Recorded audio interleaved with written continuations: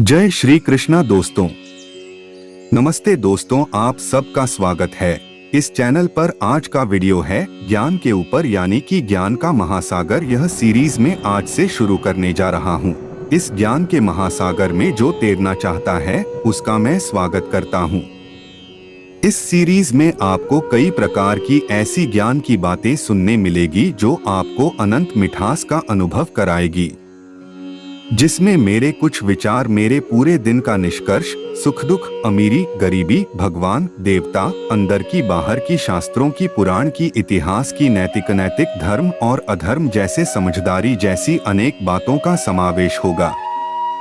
यह कोई क्रमशः चलने वाला टॉपिक नहीं है, बल्कि ज्ञान का महासागर है, जिसमें से आप जब चाहो, जितना चाहो उतना ज्ञान पी सकते हो। और तैरने वालों की तो बात ही क्या करें। मैं बस इसे शुरू करने से पहले इतना कहना चाहता हूँ कि इसे ध्यान पूर्वक सुनना, और हाँ, यदि क्रिया करते करते भी आप सुनना चाहो तो भी कोई बात नहीं, क्योंकि इस संसार में ज्ञान के समान पवित्र कुछ भी नहीं है।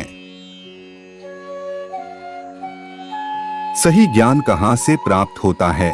सही ज्ञान तो परमात्मा से प्राप्त होता है, उनकी भक्ति करने से, उनका ध्यान करने से, ना कि पैसे, धन, संपत्ति आदि देने से। और ज्ञान का नाश तब तक नहीं होता जब तक उससे किसी प्रकार का लोभ न होता हो, उससे किसी का बुरा न होता हो। ज्ञान एक ही प्रवृत्ति से हमेशा साथ रहता है, हमेशा हमारे भीतर रहता है, सबका अच्छा सोचने और अच्छा करने से। परंतु बात इतनी सी है कि मानव जाति को सत्य कोई सिखा नहीं सकता, बल्कि सत्य की अनुभूति उसे अपने आप ही करनी होती है। इसी प्रकार कहूँ तो सादगी और शांति कहाँ से मिलती है? सादगी और शांति सौंदर्य का आदर्श जान लेने से मिलती है। हमें भगवान से अन्न की नहीं बल्कि विद्या की भीख मांगनी चाहिए, क्योंकि अन्न दान से बड़ा विद्यादान है। अन्न से क्षणिक तृप्ति मिलती है, लेकिन विद्या से जीवन भर की तृप्ति मिल जाती है। हमारे आसपास कितनी ही बड़ी मुश्किलें क्यों ना खड़ी हो, कितना ही घना अंधेरा क्यों ना हो, लेकिन ज्ञान रूपी प्रकाश से वह दूर हो सकता है। यह हमें भूलना नहीं चाहिए।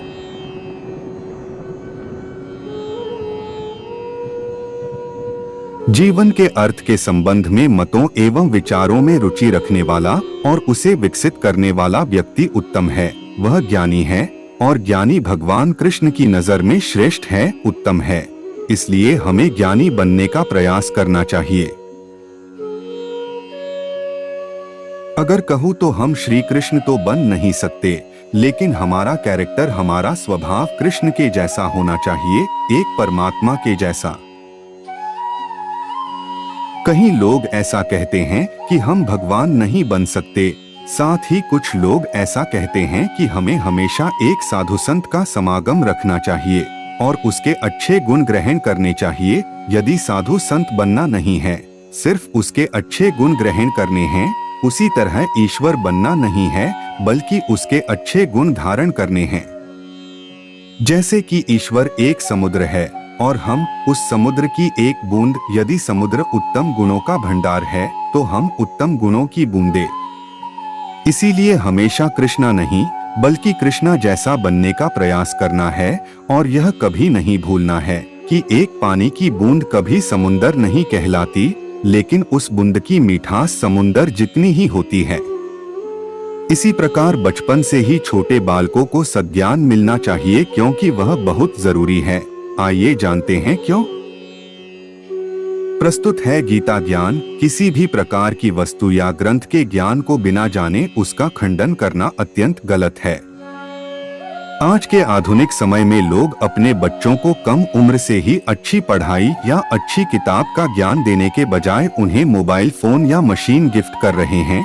क्यों? अपने बच्चे को कम उम्र से ही तकनीकी चीजों में माहिर बनाना सरासर गलत है। मान लीजिए हम एक पेड़ लगाते हैं और जब वह छोटा सा पौधा होता है तो हम उस छोटे से पौधे को कह देते हैं कि वह बड़ा होकर मुझे अच्छा फल देगा, इसलिए मैं तुम्हें अभी से तैयार कर रहा हूँ, ताकि वह पेड़ यह न सोचे कि मुझे अपने मालिक को फल देने के लिए ही बड़ा होना है, बल्कि प्रकृति ने तो पेड़ के भविष्य में कितना कुछ लिखा होता है कि वह बड़ा होकर मदद करेगा, अपने आश्रय में थके हुए आदमी को छांव या ठंडक देगा।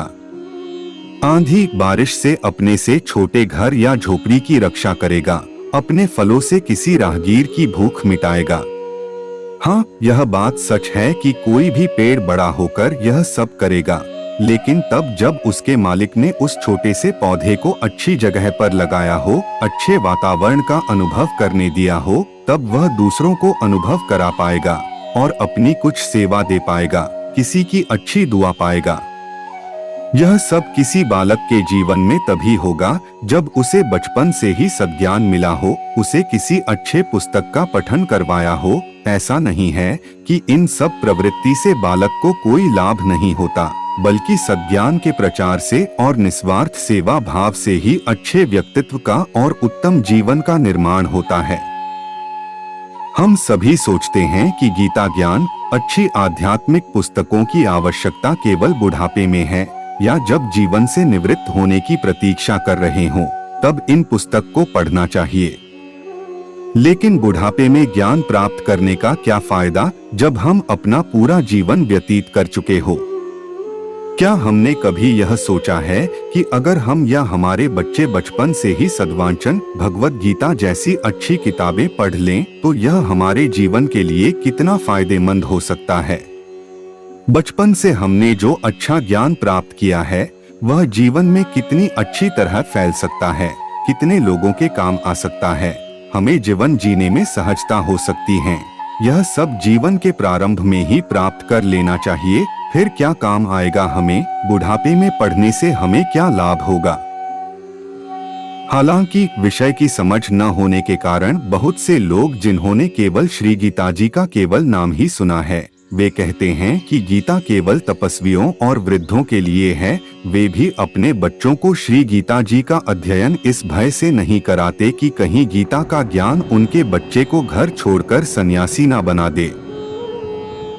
लेकिन उन्हें सोचना चाहिए कि मोह के कारण क्षात्र धर्म से विरक्त होकर भिक्षा मांगकर जीवन निर्वाह के लिए तैयार हुए अर्जुन ने उस परम रहस्यमय गीता के उपदेश से जीवन पर गृहस्थ होकर अपने कर्तव्य का पालन किया। उस गीता के उपदेश से कोई सन्यासी कैसे बन सकता है? यहाँ पर ज्ञान का महासागर का पाठ 1 समाप्त होता है। पार्ट 2 सुनने के लिए चैनल पर जुड़े रहिए।